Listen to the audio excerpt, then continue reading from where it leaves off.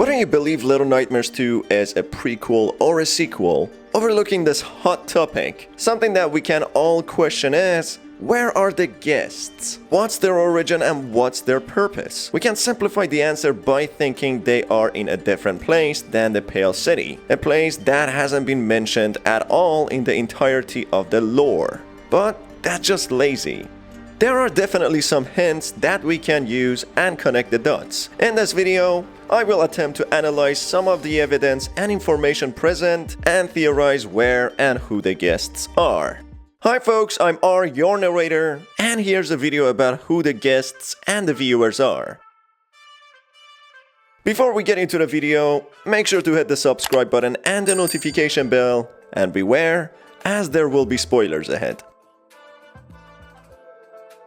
This idea at first might sound crazy. That's what I thought at first when I tried to figure out where the guests are and where they come from. But the more I examined the information provided by Bandai Namco's website and went over the story and thought what the connection between the Ma and the Pale City might be, it just made sense. After all, the eye symbols are seen throughout the Ma and the radio tower. Whatever the Ma is, and whoever has created it, must be related to the radio tower. Possibly the eye had a hand in it. Therefore, if the tower is located in the Pale City, there must be a reason behind it. That reason could be the guests, luring them into the Ma for a very important purpose. But no guests are seen in the Pale City. Is it possible that the viewers are actually the guests, but in an earlier part of their life cycle, who are then sent to the Ma after becoming fat and having their faces fixed to look like the guest? Let's go over some clues and information which suggest that the viewers are the guests. The most obvious attribute both the viewers and the guests share is that they are both obsessed to certain items. The guests are obsessed with food, eating non-stop with no end. They are busy eating their food without a care in the world until they become distracted, which makes them become hostile. The viewers are obsessed with their TVs. They watch without stop, without a care in the world until they get distracted, which makes them become hostile. They share the core essence of what they are, obsessed, but they look different, which I'm going to cover further down the video. First, let's think about what the entire purpose of the Pale City is and why is the radio tower located there. What is the purpose of the TV statics and the viewers watching them? It seems as if the radio tower has been located in the city to send its pulsating TV signals so the populace of the city can watch them and subsequently become brainwashed to the point of losing control over their will and bodies. The radio tower creates a clean slate from these people, which can then form and shape them however it wants for a specific purpose, which is to be used in the Ma. In the description of the viewers on the official Bandai Namco's website, it reads that the viewers live life through the screen. In other words, they are controlled through the TV screens. The TV screens in return mesmerizes them, pacifies them, and fattens them up. Very interesting to say the least. So the screen fattens them up. Why would the description mention this very peculiar information? The description carries on by saying that the transmission asks only one thing in return. So we know that the TV fattens the viewers up. So this might suggest that they are at an early stage of becoming the guests. The transmission also asks for one thing in return. Could this be their minds or lives? In the comic app, we can also see towering plates on top of each other when the ghost sheet boy stumbles upon two viewers. There are some leftover food on the plates, which the ghost sheet boy picks up. That suggests that the food is still edible and possibly not old. So that could again confirm further that the viewers are in the process of getting fatter, staying in the same position, no movement or exercise, and eating plates of food. Traversing through the hospital, we come across a table with familiar face-like masks hanging on the wall. These faces are reminiscent of the residents in the Ma.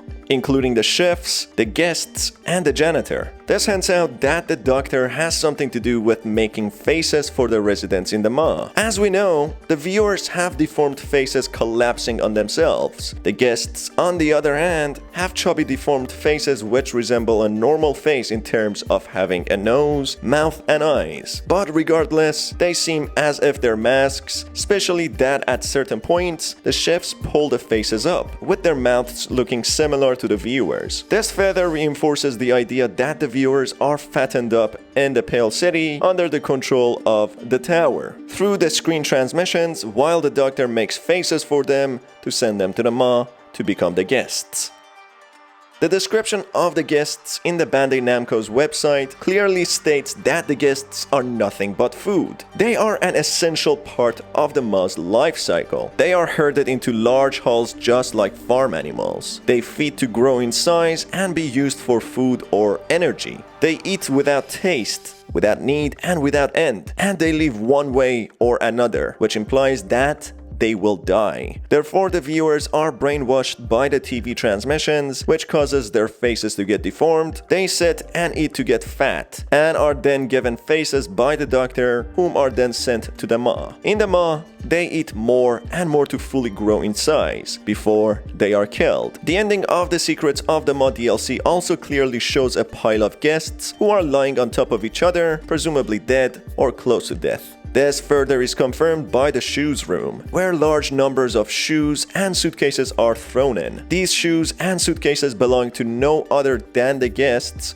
who are brought here to be used. But who actually uses them, and what are they used for? The simple answer is to be used by the lady and keep the Ma running. I'll explain this further in the next points.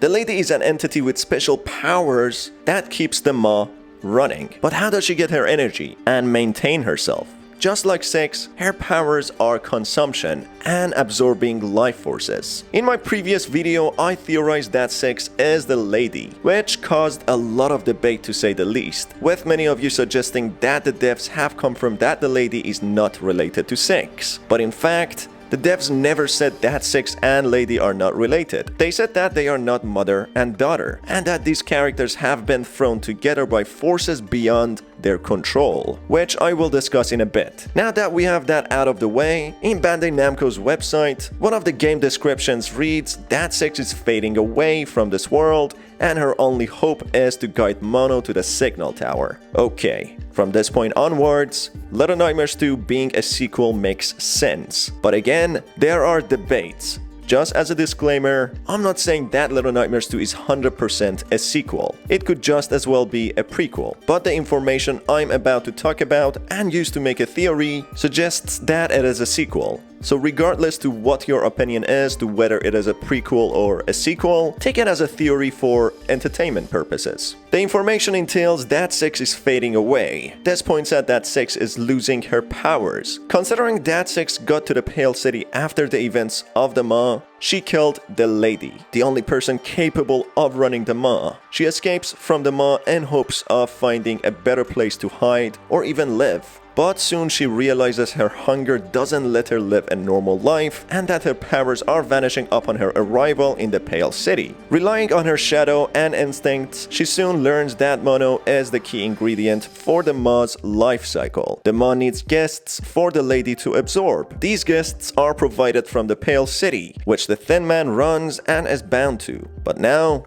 Thin Man is nearing the end of his life cycle and is required to be replaced by a younger and stronger Mono to feed his powers through the TV transmissions in order to mind control the viewers, prepare them for the Ma, and send them off. Six, fully knowing that she needs to absorb life forces, directs Mono to the tower and drops him to the depth to take the place as the new Thin Man. Six, completing her part, looks at her shadow who directs Six to get back to the Ma, which she does, knowingly that she will become the new lady, not being able to change her doomed fate from being eaten by a young Six in the future. Therefore, the lady and Six are two characters who are thrown together by powers beyond their control. The lady cannot kill Six, presumably because she would kill herself. Also, when Six drops Mono to the depth, she seems as if she's remorseful and doesn't want to do it because she hesitates. And when she sees her shadow at the end, She seems a little bit insecure. So maybe,